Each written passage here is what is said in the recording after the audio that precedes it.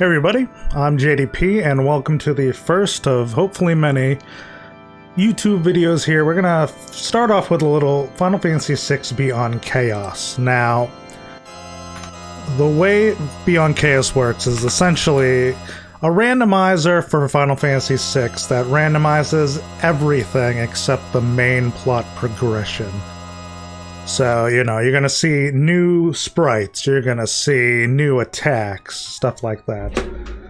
So, let's get started. You're going to hear randomized music. You can see in the corner of the screen there, I'll have a text file that I update, and I'll scroll through stuff, sort of giving us information as we go.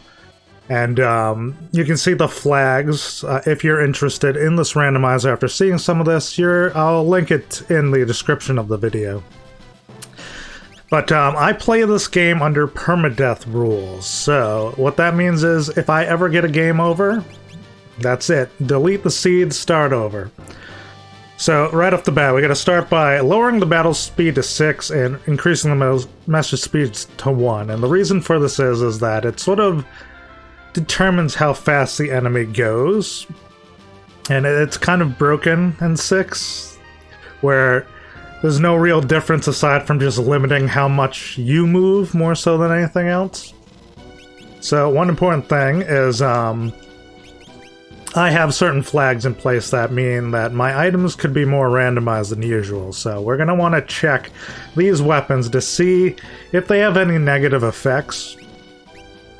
So right here, this is a normal break blade. It has a break effect. That means when we get into just Terra by herself, she should be alright.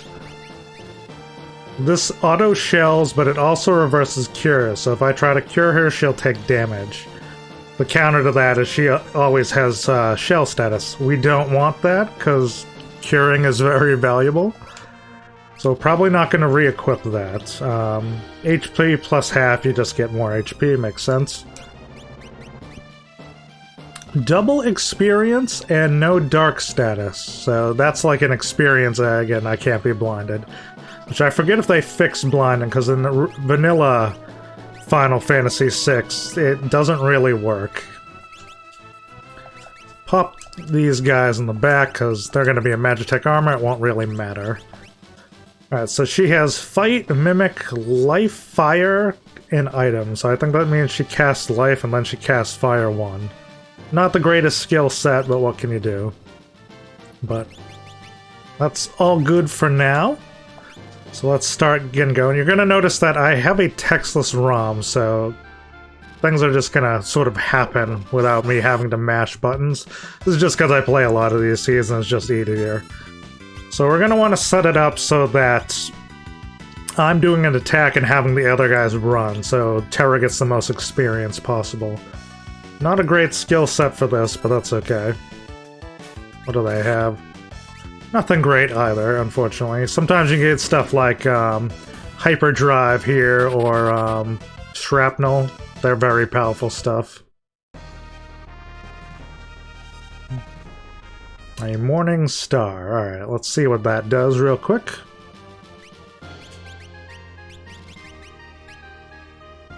Magic power plus 4. It looks like it would be weaker than what I have on, although it is back row accessible. So since I have Bioblast, I'm going to try to take these both out in one shot. Now, what I'm doing here is I'm setting up so as Terra's doing an attack, I run with the other two. That way, they're going to be closer to the actual I'm running away status than she is, to make it so that she's the last one standing, so I get more experience for her because the other guys get killed off, so they're not really important towards the game. Double experience, no zombie Valiant. So the Valiant Knife is a lock weapon, which the way it works is the lower his HP is, the more damage you do. So if you get him to like critical status and you have a offering on him, so he's attacking 4 times, you can get like 4,000 damage a hit.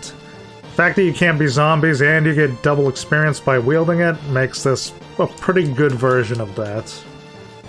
Now there's going to be certain weapons that aren't great, like that'll have auto-confuse status on it or something along those lines. So there's some items that just aren't going to be feasible to use. Like one game I had a Tintinabar, which... crap, I didn't want those guys to run. Tintinabar means that every time you take a step, you heal HP. And I had one that confuses you. It was like a cursed ring, basically. Or a cursed shield, so... While I could heal myself, it was just not the best thing to do, because I would just be useless in fights, more or less. One important side note to stuff like that is, so there is the Moogle charm and all that stuff, and stuff other than Ma can equip it. However, it no longer works at 100% monster prevention rate. I think it's closer to 50? And then if you have the charm Bangalon with it, you get 75. You can't ever get full 100%. You can't encounter battles.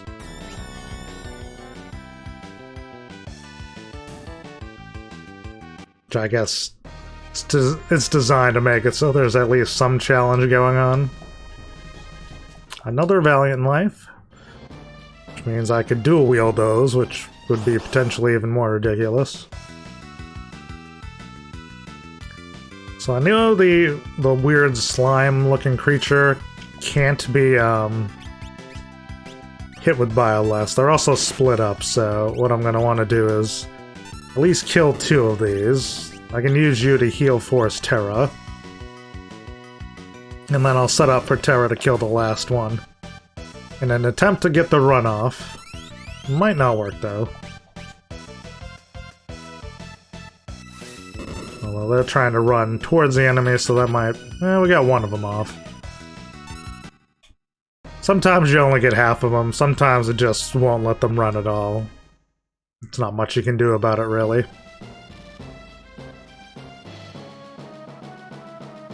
So as we're coming up, we're going to have a group of 4 enemies. Usually you can just Bioblast or whatever AoE damage you have against these guys. I mean, granted, it's not always foolproof, but most of the time it works.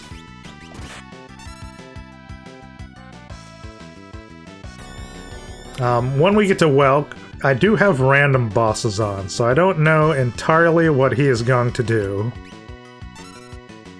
You know, he could have a special that stops me in place. He could turn me frozen. There's a lot of things he could potentially do.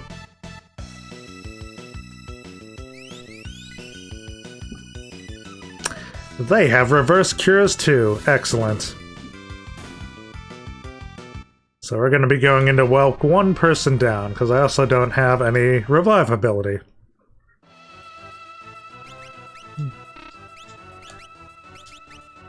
Which is unfortunate, but it is what it is. Hopefully we don't lose the seed immediately, because that would be not great. Usually I want to at least get out of Narsh before the end comes. Unfortunately, with these flags, that is not always guaranteed.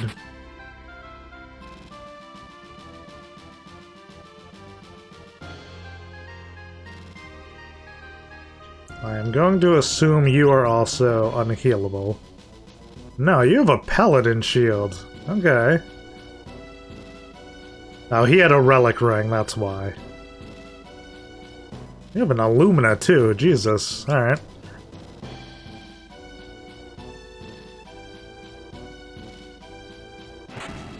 Now, I will occasionally save just because I'm transitioning off of stuff just for the next day's recording and whatnot. Alright, usually Bolt Beam is fine for you. Now, one thing I'm doing here is called a wait trick, so I get an animation to go, and then I go into the command list because he can't move while I'm sitting in here. So Bolt isn't going to work. Let's try Fire.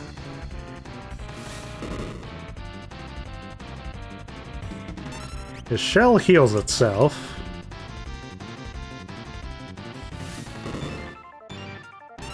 Fortunately, we don't really have much in the way of hard-hitting moves.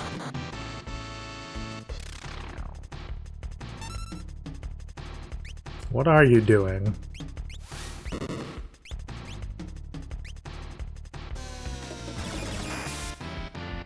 Why are you doing like a cast animation? I don't understand. Alright, since he's stuck in his shell, I might as well take advantage of the momentum to just drop a quick heal, make sure everybody's topped up. See if launcher's any better. I can't make it only hit him. So never mind that then, because I don't want to trigger another Mega Volt if I can avoid it.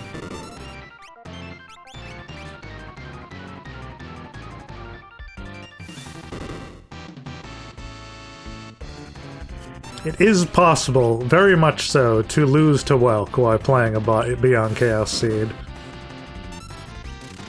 It's not even something where, you know, it's a negative against you as a player. Sometimes he can just have some nasty stuff. I had a Welk that could basically turn you to stone, which, you know, you have no real defense against it at this point in the game.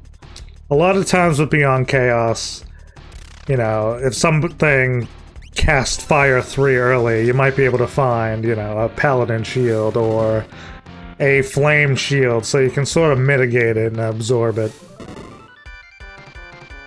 Not always, though, especially when you get into the more randomized flags, because you might run into a situation where, you know, everything's been randomized such that although there is a Flame Shield, it doesn't actually absorb anything.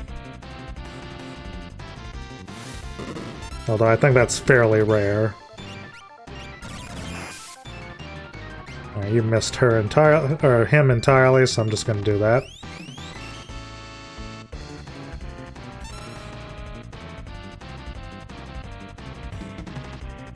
So you can see the randomized sprites in action here. We got a Kappa sprite for Terra. I guess it kinda looks like a Lock. Although I can't 100% be sure that's just a Lock sprite. It might be something else. Because sometimes you might run into, like, Realm's head, but Terra's body and stuff of that nature. Okay, Welka's down. You also notice that there's randomized music, as I said. It sort of works in an algorithm where there's going to be a song for a regular battle, there's going to be a song for a battle that's hard to run from, and there's going to be a song for a battle you cannot run from. Which, if you can learn to recognize which song is which, you can sort of tell how the fight's going to go before you even get into the dangerous part. Now, with can't run fights, usually you just have to figure out which enemy is preventing the run and just kill that enemy and then you can run. Right, that is a Berserk weapon, but I forget if that means you are Berserk when you have it equipped or if it causes Berserk on hit. I think that just means you're Berserked when you have it equipped. But nobody else is available to wear it, so useless to us for now. Although that might sell for stuff later. And I have a flag called Not a Waiter, which skips certain cutscenes just to move things along, so you'll notice that entire cutscene where Terra gets zapped by the Esper and the two die. That just doesn't happen, although the game progresses as if it did because they're not in the party anymore.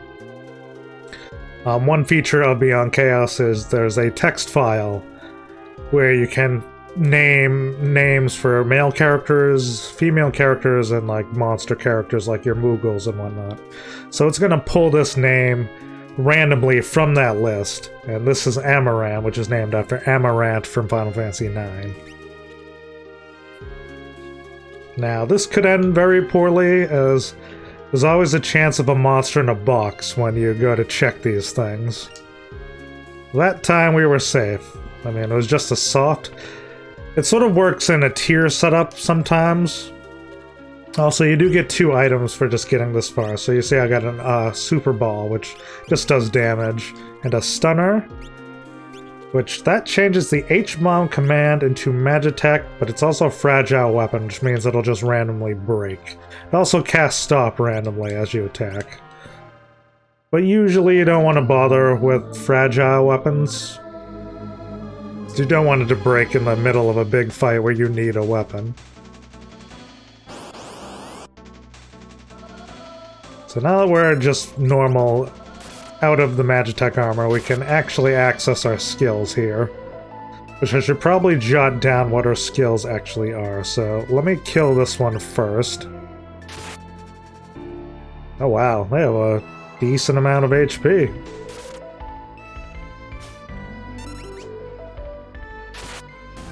Okay, she's down. So now I can use my skill set. You do have to be careful with magical abilities, because enemies can actually auto-reflect.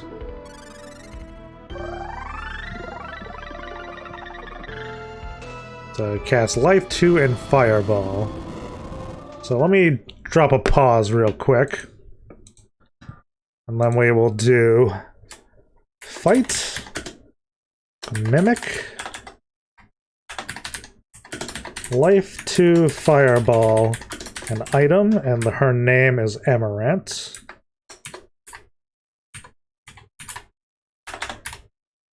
So now if I save this, it'll update on the scroll bar.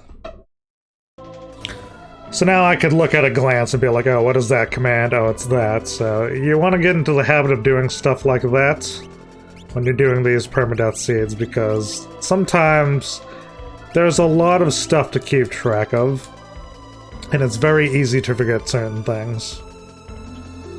Another thing you might want to do is, as I said, there's a chance for every chest to be a monster in a box, and sometimes these monsters in the box aren't too big of a deal.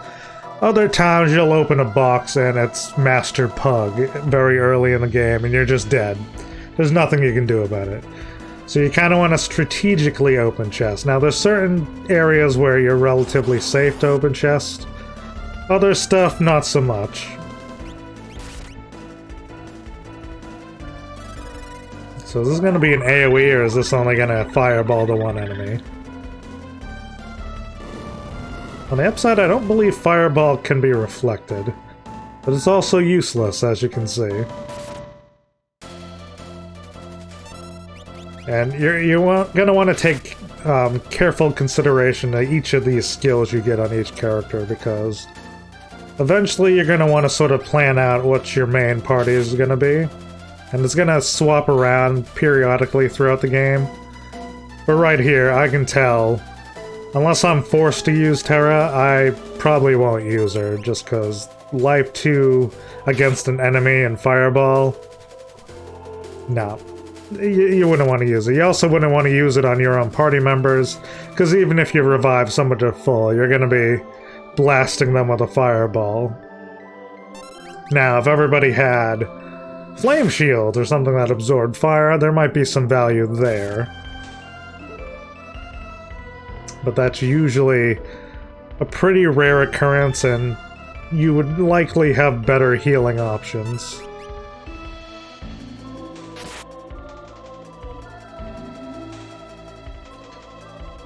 Could have done with her having more damage power. She's kind of weak as far as physicals, which is another reason to sort of deep six her as soon as possible.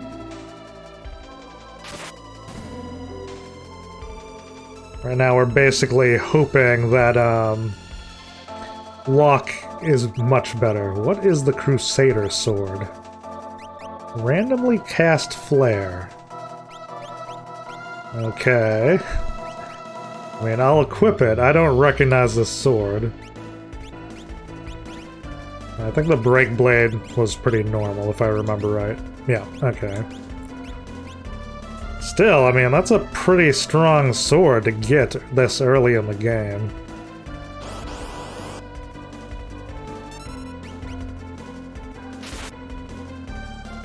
This is better damage than it was.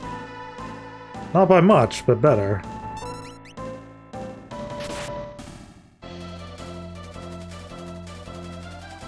Now, there's a couple other things we'll be able to do when we go into the escape sequence here. For one, I'm going to probably try to avoid most of the fights using certain clipping things that you can do. But we're going to want to steal items from Mog. And we're going to want to check what... ooh, a free offering. Check what one of the Moogles has, because it's items that, if you make it to the World of Ruin, you will get some of them. That just changes fight to X fight. I mean, I'll take it. Alright, so we have Maggie for Locke.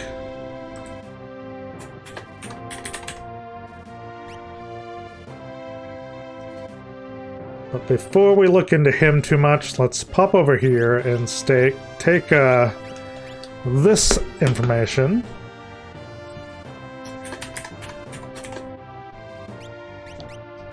And we can see in advance what his skills are going to be. So he's going to have Fight, H-Bomb, Stir Cure. I'm not 100% sure what the STR is. I might have to check that. You also can, by looking at these skills, you can sort of see what's going to be in the seed. So if you see a lot of things more than once, like here you have lots of jump, usually that means somebody in the main party is going to have jump. And we already know Life 2 Fire is in play because we saw that on Terra.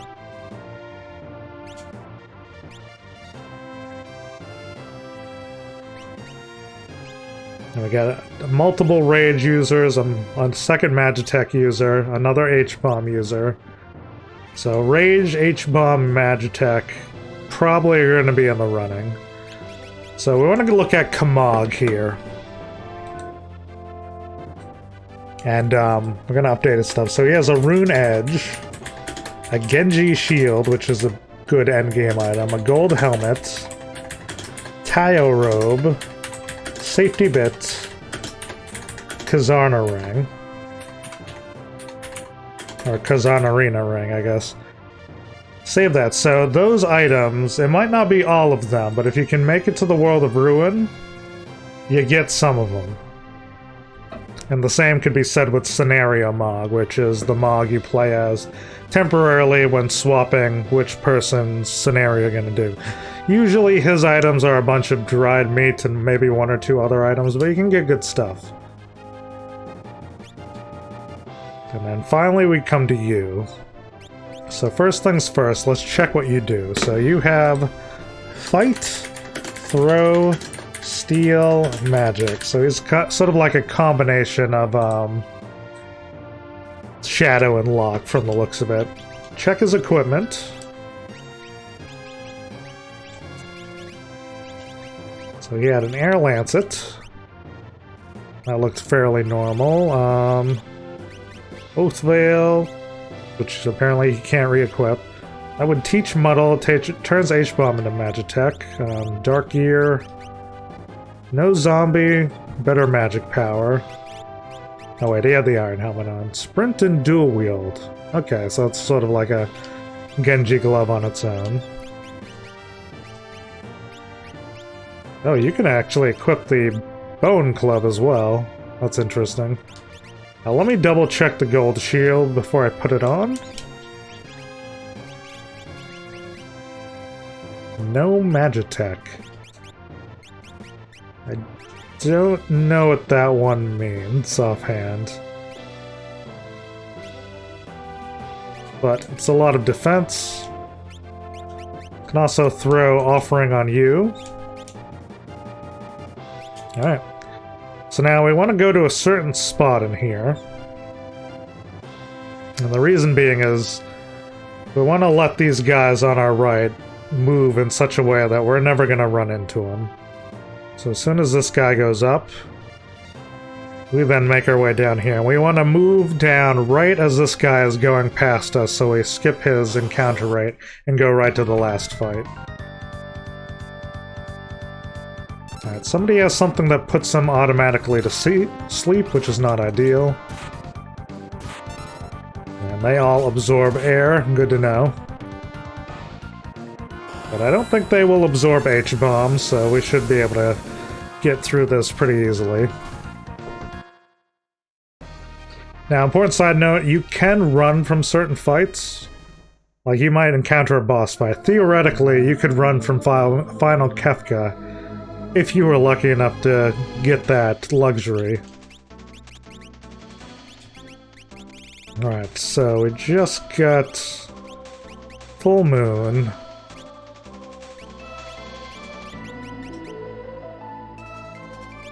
There's nothing really notable in there. Okay, so we've made it out of Narsh. That's good. Second thing is, in this game, this randomizer, your dances are learned just the first time you fight on a certain plane of field. Mog doesn't even have to be in the party, or whoever has your dance command. So ideally, as you're going to Figaro, you want to take a fight in the grasslands, you want to take one fight in the forest, and at least one fight in the desert. Because that'll mean that if you do get a dancer, you'll already have a good assortment of dances to choose from. Not to mention, you might get some good drops. You can see what the enhancer does here. Can steal. I guess that just randomly gives you a steal chance. I mean, how does it compare to what he has on?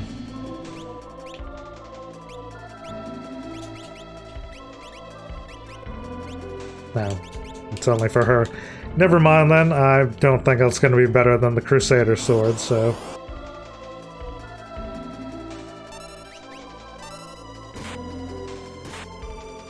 I mean, honestly, the offering might work better on her than him.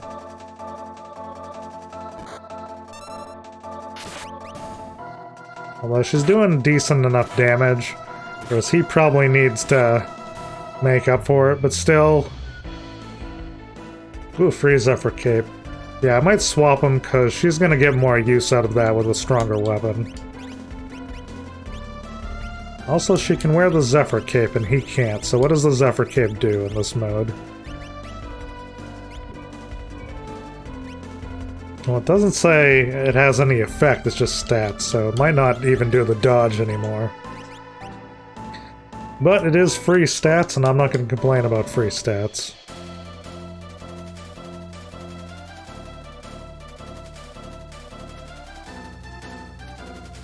So hang out right outside of here until we can get an encounter going.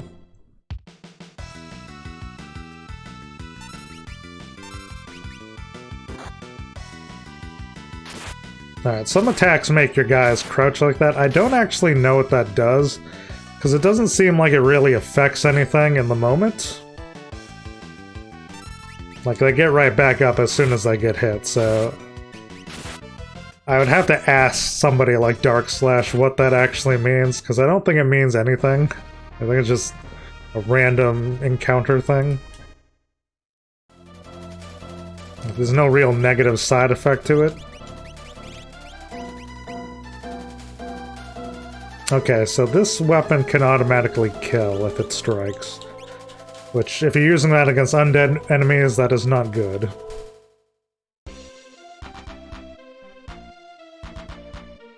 So we are going to risk opening some chests in here. It could go very poorly. A striker and an eye drop. I think we already had a striker, if I'm remembering right. No, okay. Auto regen and X kill. Okay, so that'll heal you over time, all also automatically killing. Now, since I have Terra in the front, if you have a female party member, and what I mean by that is where it says the name Terra, so it's based off the Terra character spot. You get a discount in shops using Terra Celeste. I don't know if it works with Realm, I would assume so. Like, it's not the best discount in the world, but it's better than nothing, you know what I mean?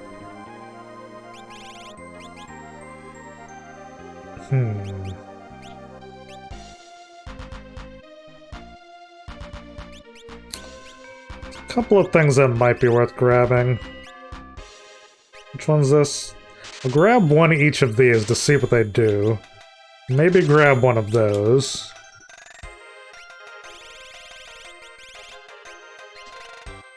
No imp status, and no effect from poison. Although that does replace your double experience, so I probably don't want to deal with that. Vigor plus 50 and auto safe. And auto haste, okay. Well, let's give you the auto haste, because that means you'll get quicker attacks, and you can have the other two.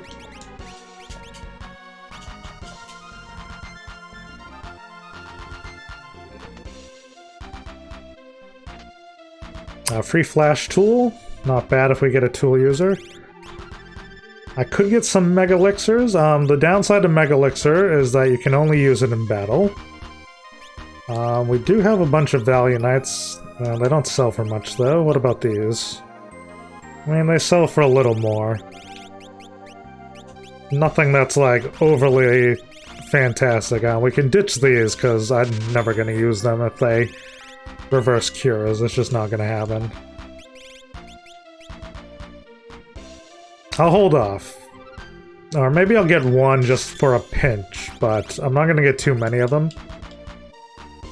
Just because they're limited to use in battle, unless I can get them for a whole lot cheaper than that, they're not really worth having versus something I can use outside of battle. A free Moogle Charm.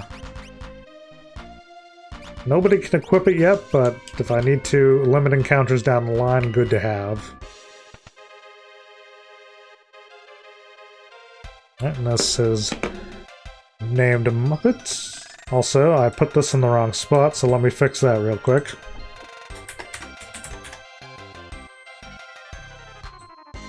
I forget I put these things in order of when you actually get them.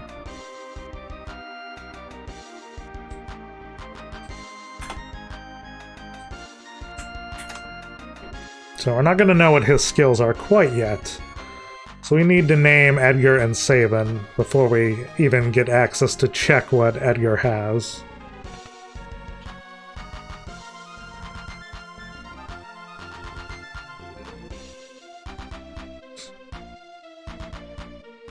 And there is a way if you have a text ROM to sort of see at least one of Sabin's skills once you get to South Figaro. Because I have text lists, I can't do that. It's just a surprise to me. I mean, the information does come in handy, but it's not like it's a make or break situation. Now, the reason why I exited the building and then walked back in is it's just slightly quicker than doing all the running around. It's from doing Kefka and Narsh races, speedrunning junk. Alright, so now we can finally look at him, so... I think the Crystal Shield is new. Sprint low HP set. Imperial, no image. I don't remember getting the magical brush, but okay. So it looks like everything's okay with him. What was Striker again? Alright. That's probably worth having. Did we check Crystal Shield? Sprint, low HP shield. I mean, Sprint is less valuable because you sort of have the dashing built in. Iron Helmet, I think we checked that it was okay, but just to be safe. Sprint and dual wield, okay. And, I mean, Cotton Robe was a double experience. I don't know if it stacks, but screw it, more or less. Alright, what do you have? Fight our Esper, fight our Elemental, and Magic. So, you have to be careful with some of these skills, because sometimes they can use stuff that will hurt you, and there is a thing you can download called Cecilbot, where you only can really use it if you're actively a streamer or something like that on Twitch.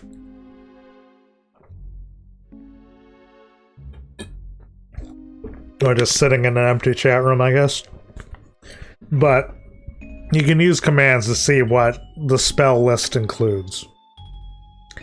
And every once in a while, like if you use our Esper, you might summon Crusader, which attacks both you and the enemy party, so you can just kill yourself without meaning to. Really, it's only a big deal if you're in a permadeath run like I do. But, I mean, it's still annoying if you haven't saved for like 2 hours and you just outright kill yourself. I'm not sure if there's anything bad in our Elemental, but I might err on the side of caution and not use anything with him. At least until I can confirm it one way or another. So the problem with me not streaming right now is I don't have access to my chat room. I can't use Cecilbot, so I don't know for sure.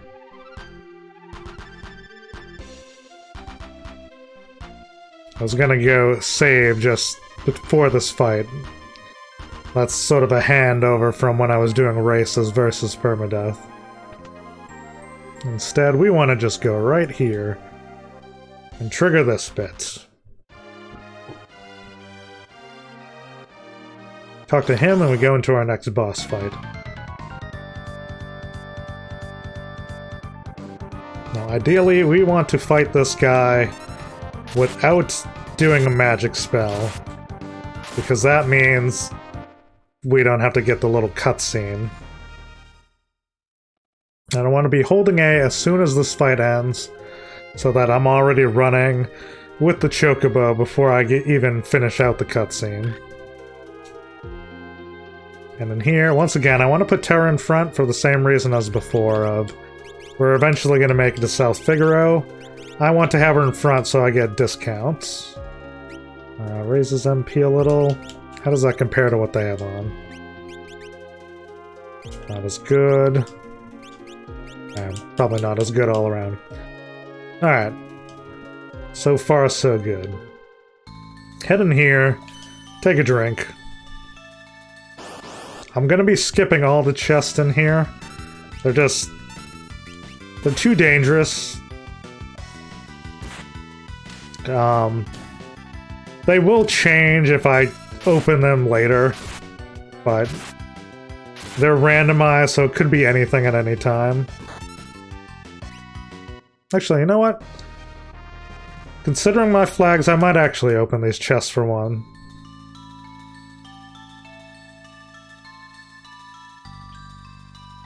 I do kind of need year right now, so screw it. We'll throw caution to the wind. What's the worst that could happen, right?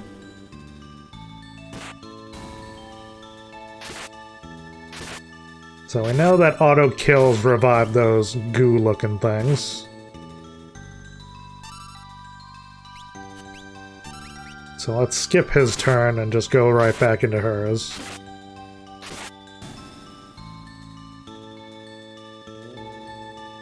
Free gold shield. And a free coronet. Are either of those good at all? Super jump, better controlled, teaches break. Okay.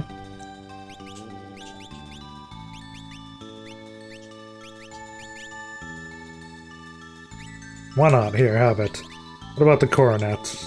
Oh wait, no, that's the other thing. Take this off then, just in case, because I haven't checked that yet. No, that's fine.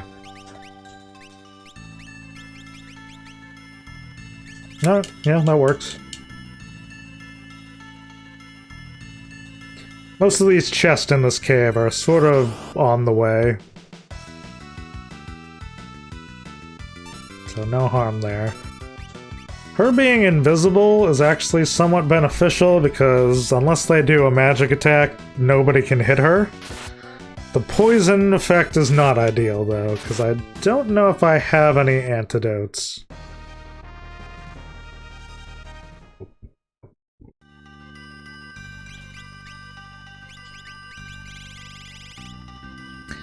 I do not. I mean, if we can make it to Sabin's house, it's not too big of a deal, because we can get a free heal out of that. But being one party member down in these permadeath situations is not exactly ideal.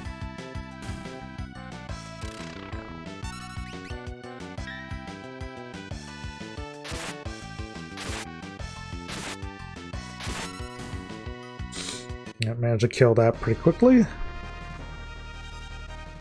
What level are we at? Because we want to be around the level 10 range. Alright, we're more than okay then. But yeah, we want to be around level 10 before we try to scale Mount Colts here.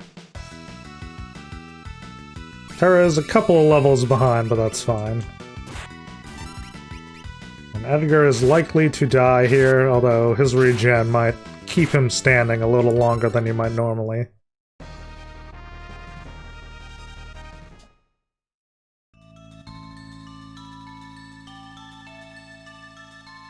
Apologies for the glitchy effect, that's just part of the poison status. Alright, so we got a mystery veil. which is just a normal helmet, and dragon boots. That changes control to Magitech, but also reverses cures, so yeah, we're not gonna want that. Probably sell that at the earliest convenience, honestly.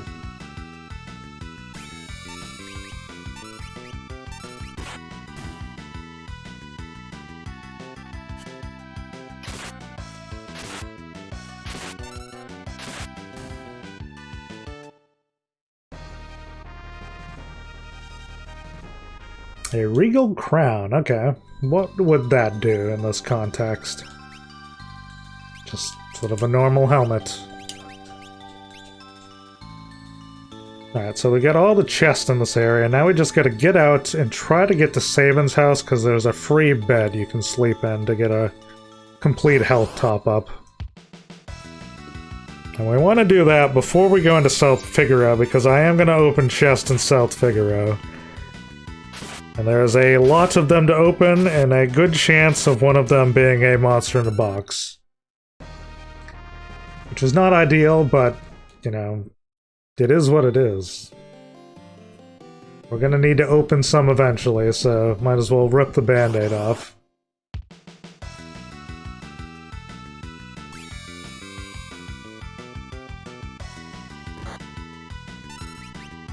Oh, you guys cast Condemn. Well, isn't that lovely?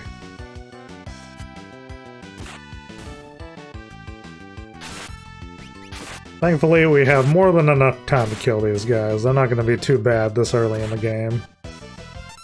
Although, them automatically healing is not great.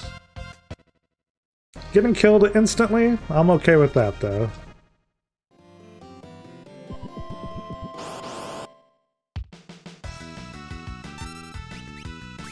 Now, we've seen these guys before, so nothing super dangerous here. I mean, I'm sure if anybody hits Edgar, that will probably be a one-shot kill. Alright, they can't be auto-killed. Good to know.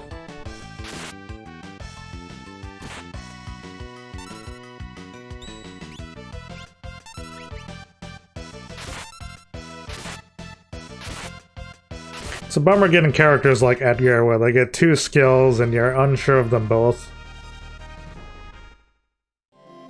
Because, I mean, there's going to be situations where you're just, like, clenching your butthole and just going, alright, please don't kill me.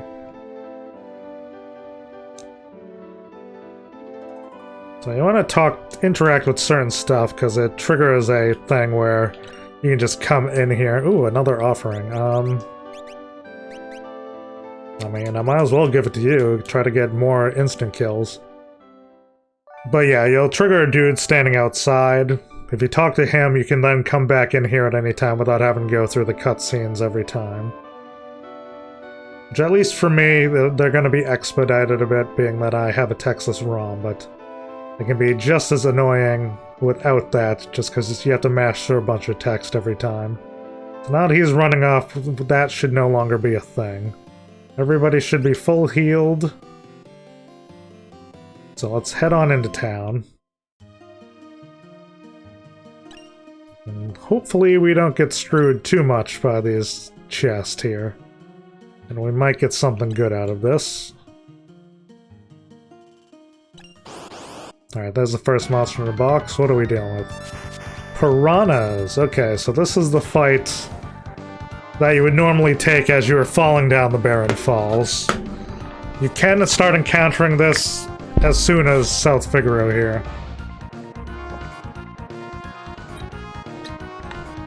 And an important side note about Beyond Chaos, since we are seeing a boss fight here, there is a chance, it's a very low chance, but you could be walking and you just encounter a boss. Like, I've encountered the Phantom Train on the way to the Returner's hideout before. I was watching, there was a streamer named Fathlow. I think he was on the Floating Continent, and he discovered Doom, which... Doom is one of the final bosses in the entirety of the game. So, there's always that chance where something awry can happen. Now, the reason why I'm not doing anything on screen here is there's sort of a set timer for when Rizzo Pass, which is the final piranha appears. It's about 30 to 70 seconds. Now, in the normal game, you can listen for a certain crescendo in the song, but because we have randomized music, that's not the case. Let's say that was long enough and see how that goes.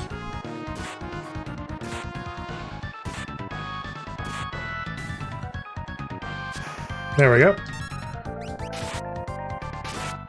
And I just gotta hope that this is enough to kill him. You've absorbed, I think, wind element?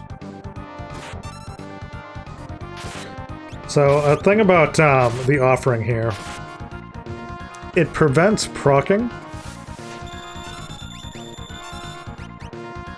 So, like, his proc of flare will never go off.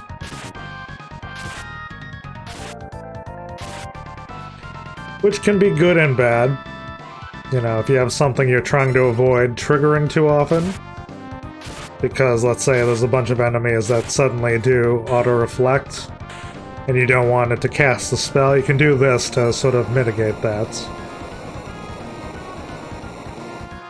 Alright. Rizza passed down. And a free wall ring. Now, wall rings are very important with Beyond Chaos, because you never know it's going to get cast when. This is a normal one, which is good. That has initiative as well as MP, so... Let's... Who's got empty slots? Let's put the Gale Hairpin on you. I'm gonna put the wall ring on you over the other thing, because wall ring is more important. Thief Knife. What's that do? Randomly steals. But not as good as any of the weapons we currently have, although Maggie might be able to use it. Yep, that's far better than what she has. While we're over here, we might as well swing in here, name Shadow, just for the sake of it. Usually you can just wait till you encounter him and save in scenario, but might as well get it out of the way right now while we're here.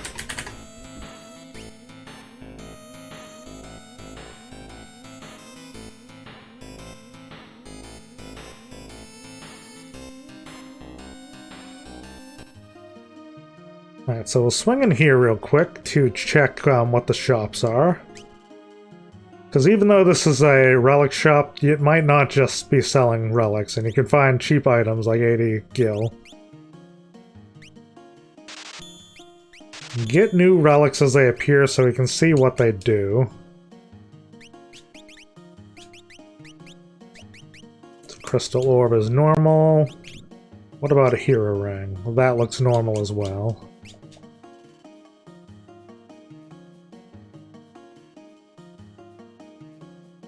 So get all the shop checks done, and then we'll go for the others. Ooh, an Excalibur, okay. I think what she has on is technically better. Yeah. Still, not a bad thing to find for later on.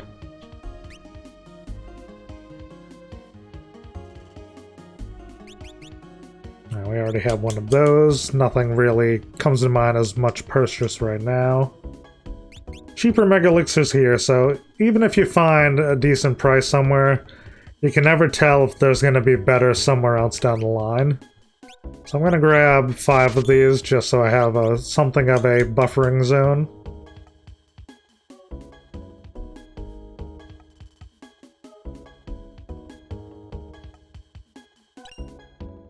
Free ninja gear.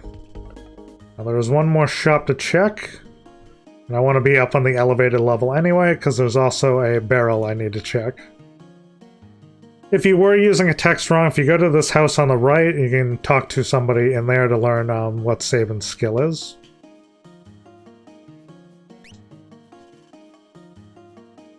Free charm bangles, I mean, there's relatively cheap elixirs. That's hard to turn down, honestly, so I'm going to grab 10 of those. At least then I have some degree of healing ability outside of battle.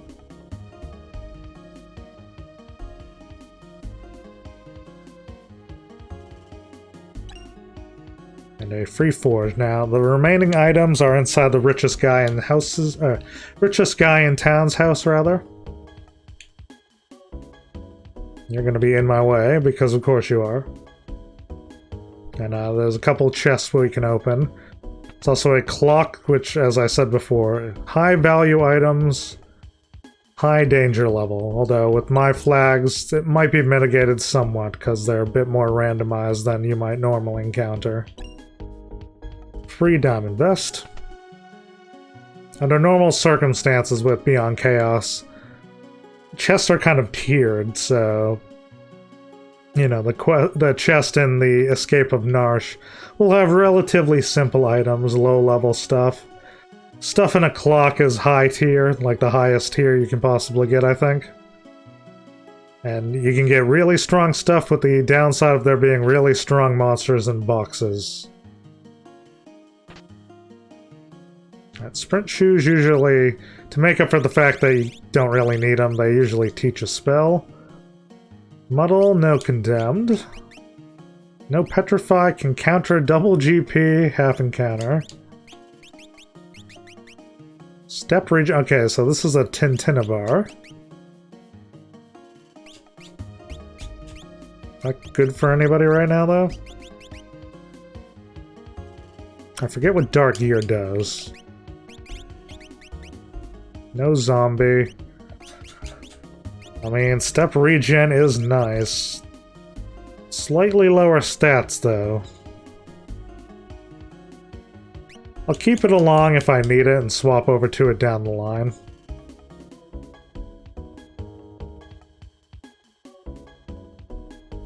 Oh wait, I forgot a room.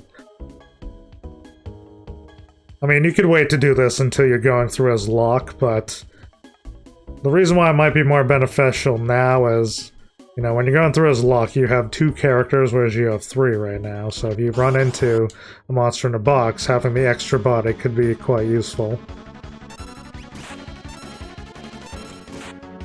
Alright. These guys are doing enough to kill me outright, so we need to hope that we can run, or else this is the end of the seed.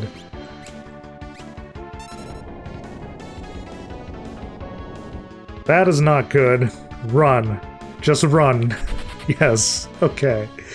We are still alive. So you can see just how dangerous monsters in the boxes can be. Especially, you know, if you're running on the permadeath and every encounter could be your last.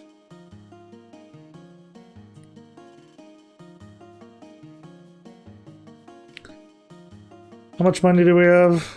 We have enough to stay at the end, so I can revive everybody who just untimely died. And that's pretty much everything we need to do pre-mountain. And the mountain is sort of the first area you're gonna encounter where there's a good chance that it's gonna just be a pain in your ass. You know, I've run into situations where there's just somebody using Fire 3 casually.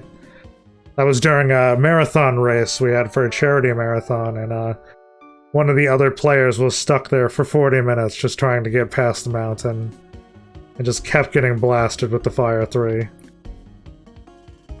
I managed to luck out and sneak by without getting too many of those encounters, but man, it was pretty rough watching it back.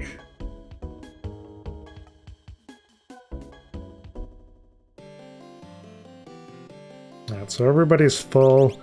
We're close enough to where it's justifiable to go up the mountain, I suppose. So let's head on over here. We're into one last encounter. I'm going to save outside of the mountain, and that's going to be where we wrap up this episode. We've made some pretty good progress early on, at least. And before we leave, we'll sort of talk about what's going to be going on with this and the channel in general before I wrap up completely. But first, let's kill this guy off.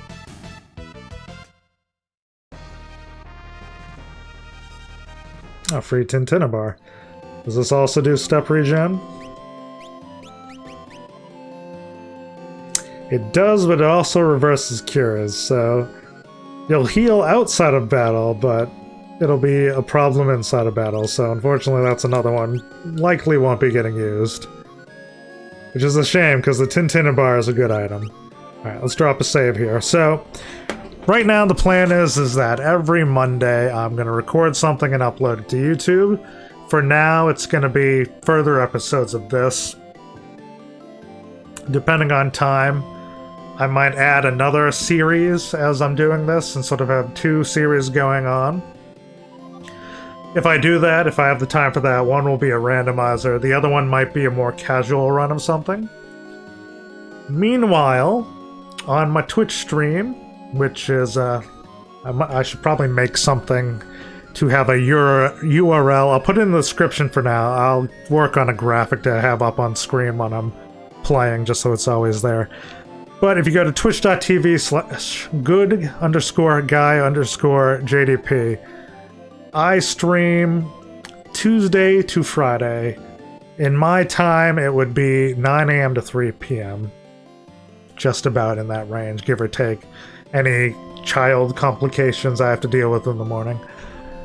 But right now I'm playing through Octopath Traveler as my casual run, and I'm also exploring a ROM hack of Final Fantasy VI called T Edition, which, if you've never heard of T Edition, essentially it is a Japanese-only ROM hack that, I guess the best way of describing it would be,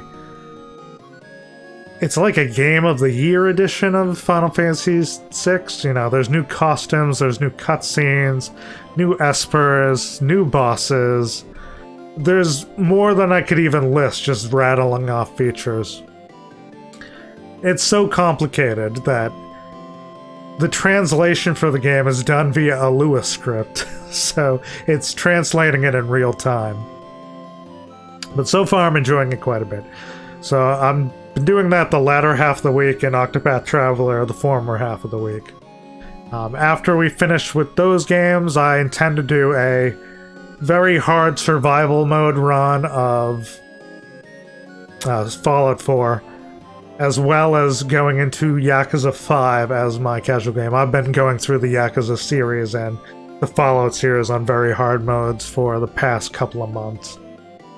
But yeah, I try to be on as much as possible every week. Try to have a pretty standard schedule. Feel free to pop by whenever. Say hello. Glad to see you. And if not, then I will see you next week as we play a little bit more of Beyond Chaos. Until then, have a good day, have a good afternoon, whatever time zone it might be in your neck of the woods. And yeah, hopefully I'll see you next week. Like, subscribe, and all that crap if you liked what you see. See you next week. Have a good one.